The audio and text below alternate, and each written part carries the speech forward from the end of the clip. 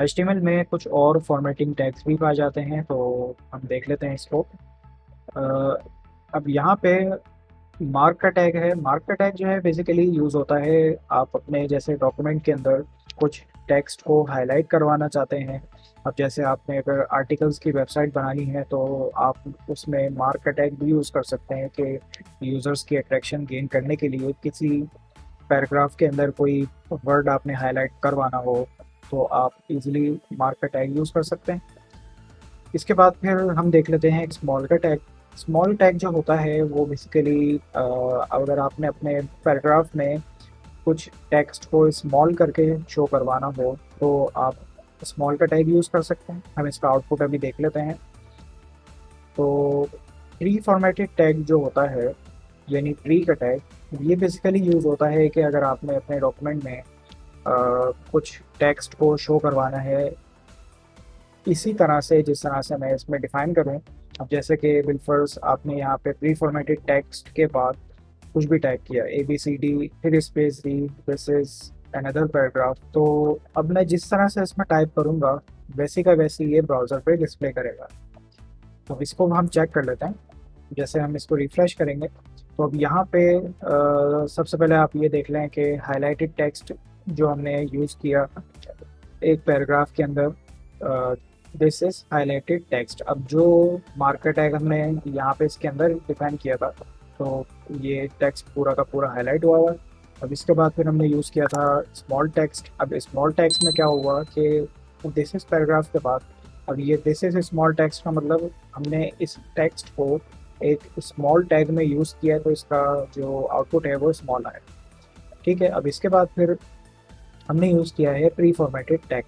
अब pre formatted tag में जो फॉन्ट की टाइप होती है वो भी चेंज हो जाती है और आप जिस तरह से टेक्स्ट को अपने उसमें लिखते हैं वैसे के वैसी ही ये ब्राउज़र पे रेंडर होता है। अब जैसे कि बिलफर्स्ट मैं दिस इज पैराग्राफ के बाद स्पेसेस दे के लाइन ब्रेक करता हूँ। लाइन ब्रेक करने के बाद फिर अनदर पैराग्राफ में लिखता हूँ,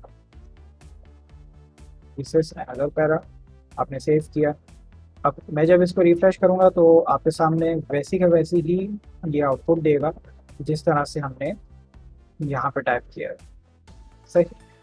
तो अब इसके बाद फिर आता है हमारे पास सब स्क्रिप्ट, यानी वो टेक्स्ट जो कि आपकी जो मेन लाइन होती है, आपकी जो पैराग्राफ होता है उससे थोड़ा सा नीचे।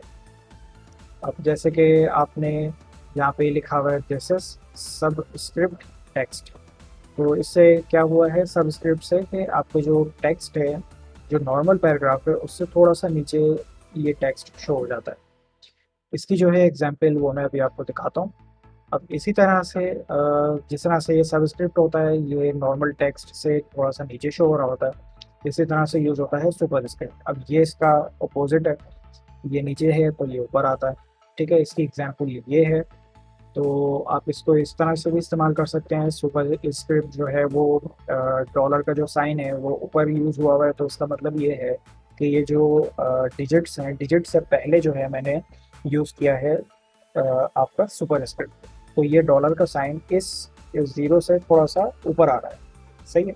इसके बाद फिर जो पर मंथ जो लिखा हुआ है ये आपका इसमें हमने यूज़ किया हुआ है सब स्क्रिप्ट, तो ये एक एग्जाम्पल है। अब इसकी जो स्टाइलिंग हुई हुई है, इसका जो फ़ॉन्ट का भी साइज़ चेंज हुआ हुआ है और फ़ॉन्ट का कलर भी चेंज हुआ हुआ है, ये मैंने यूज़ किया हुआ है इसमें CSS। तो अब ये जो डॉलर का जो फ़ॉन्ट का साइज़ है और जो पर मंथ जो इसके बाद आ रहा है डिजिट के, इसका जो साइज़ है ये मैं CSS से भी चेंज कर सकता हूँ। तो अब ये आपके ऊपर डिपेंड करता है कि क्या आप इस जो प्री डिफाइंड इसके अंदर टैग दिए गए हैं HTML के अंदर, क्या आप उसको इस्तेमाल करते हुए अपनी वेबसाइट बनाएंगे या आप किस कुछ और तरीक़ेकार से अपनी वेबसाइट को क्रिएट करेंगे, ये आपके ऊपर डिपेंड करता है। अब यहाँ पे दो ऑप्शंस थे मेरे पास। एक तो ये ऑप्शन था कि मैं सुपर स्क्रिप्ट या सब स्क्रिप्ट का टैग इस्तेमाल करते हुए इसको कर दूँ, या दूसरा एक और तरीक़ेकार था कि मैं ये जो डॉलर का टेक्स्ट है और ये जो पर मंथ का जो टेक्स्ट है इसका साइज़ मैं थोड़ा सा छोटा कर दूँ। किसके थ्रू? CSS के थ्रू। तो ये आपके ऊपर डिपेंड करता है कि आपका जो माइंड सेट है वो कैसे काम करेगा एक प्रोजेक्ट को करने के लिए। इसके बाद जो टैग है हमारे पास वो है DEL, यानी डिलीटेड टेक्स्ट और इंसर्टेड टेक्स्ट। तो इसके बारे में देख लेते हैं कि इसका जो टैग है वो हम किस तरह से डिफाइन करेंगे। तो DEL जो टैग होता है वो यूज़ होता है डिलीटेड टेक्स्ट के लिए, और INS का जो टैग है वो यूज़ होता है इंसर्टेड टेक्स्ट के लिए। तो अब हम ये कहाँ पे इस्तेमाल कर सकते हैं। हम ये जैसे कि फॉर एग्जांपल हम जैसे आपको अगर बिफोर प्राइस और आफ्टर प्राइस जो है वो दिखाना है, यानी ओल्ड प्राइस और न्यू प्राइस अगर आपको दिखाने हैं तो आप ये दो टैग्स को इस्तेमाल कर सकते हैं। तो इसके एग्जांपल हम देख लेते हैं। हमने यहाँ पे एक पी का टैग ओपन किया, सही। अब यहाँ पे एक टेक्स्ट हम लिख देते हैं ओल्ड प्राइस। ओल्ड प्राइस हमने करा। ओल्ड प्राइस जो है वो आपने बता दिया कि बिल पर $30, और न्यू प्राइस आपने बता दिए इसके $50, सही। अब इसको जब हम चेक करेंगे वेब ब्राउज़र पे सेव करने के बाद, तो आपके पास ये इस तरह से आ रहा है। अब हम ये चाह रहे हैं कि जो $30 है ये क्रॉस में आए, और जो न्यू प्राइस हमने इंसर्ट किया है अभी अभी वो हम उसको इंसर्टेड टेक्स्ट के अंदर लिखेंगे, सही। तो अब हमने क्या करना है, हमने इसके अंदर ही DEL का टैग यूज़ करते हुए यहाँ पे हमने इसको प्लेस कर देना है $30 को, और जो हमारा $50 है, और $50 में हमने क्या करना है INS का टैग। अब ये जो टैग है INS का, ये इस्तेमाल ही इसीलिए होता है कि कोई नया टेक्स्ट इसमें इंसर्ट किया हुआ हो एक ओल्ड टेक्स्ट को रखते हुए, कि अगर हमने तो ये एक ओल्ड टेक्स्ट है उसको अपडेट किया एक न्यू टेक्स्ट में, और ओल्ड टेक्स्ट को भी आप दिखाना चाह रहे हैं अपने ब्राउज़र पे और न्यू टेक्स्ट को भी दिखाना चाह रहे हैं, तो आप इसमें DEL और INS का टैग इस्तेमाल कर सकते हैं। अब नेक्स्ट जो है वो है आपका लाइन ब्रेक करने का। अब जैसे कि मैं अपना इस ब्राउज़र पे चेक कर लेते हैं इसको पहले। तो ये इस तरह से है आपके पास ये आउटपुट आ गया।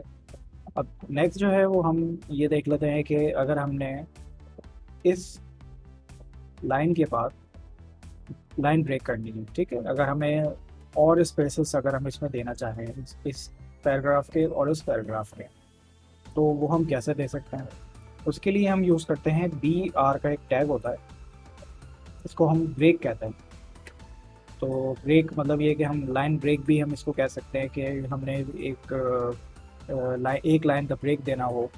तो अब जब हम इसको सेव करके चेक करेंगे ब्राउज़र पे, तो अभी कोई डिफरेंस नहीं होगा क्योंकि ऑलरेडी यहाँ पे ब्रेक हुआ हुआ है पहले से, ठीक है। तो हमारा जो मार्क का जो टैग होता है वो हमने ये इस्तेमाल किया, मगर ये जो टैक्स लिखा हुआ है दिस इज, ये अगर हम पी का टैग इस्तेमाल नहीं करेंगे तो ब्राउज़र क्या करता है कि जो भी टेक्स्ट होता है उसको वो पैराग्राफ ऐसा पैराग्राफ को वो तो उसको कर देता है, उसमें चेंज कर देता है एज अ पैराग्राफ का।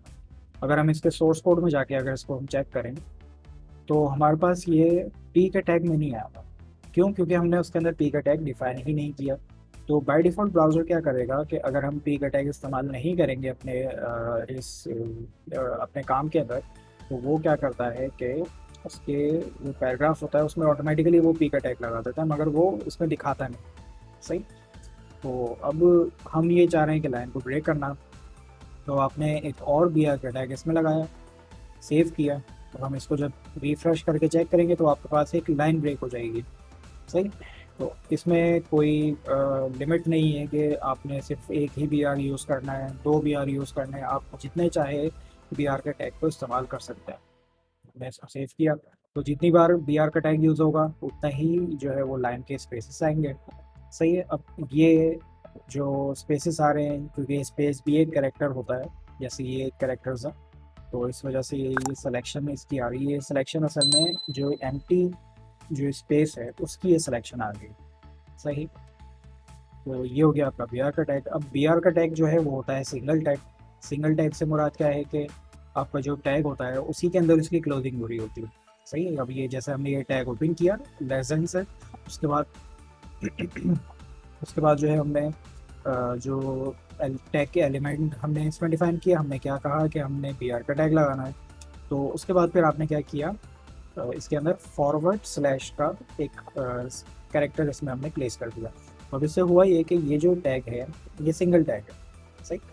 इसी तरह से अगर आपने लाइन ब्रेक के साथ साथ अगर आप ये चाह रहे हैं कि इसमें एक रॉ आ जाए, एक हॉरिजॉन्टल लाइन इसके अंदर एक आ जाए, तो आप वो भी कर सकते हैं। जिस तरह से बी आर का टैग होता है, इसी तरह से एक और टैग होता है एच आर का, यानी हॉरिजॉन्टल रॉ।